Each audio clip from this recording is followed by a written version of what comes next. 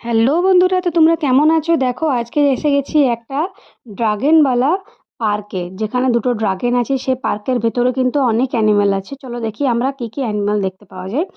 তো আমরা এখন ভিতরে ঢুকলাম। ঢোকার পরে দেখো পার্কটা কতটা বড়, আর প্রত্যেকটা জায়গার মধ্যে কিন্তু এক একটা করে স্ট্যাচু করা আছে, যেগুলো তোমার ফলস অ্যানিমাল। সেগুলো তো দেখতেই পাচ্ছ তোমরা, সিমেন্টের বানানো আছে। বাচ্চাদের জন্য পার্কটা কিন্তু একদমই ফ্রি আর খুবই ভালো।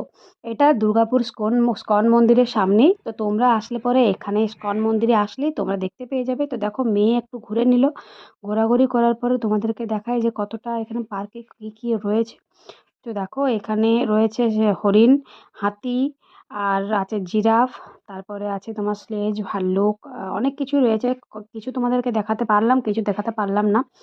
তো এই জন্য দেখো, এখানে অনেক কিছু থাকার জন্য আমরা একটু ছবিও তুলে নিলাম, মেয়েও ছবি তুলে নিল। তো দেখো পুরো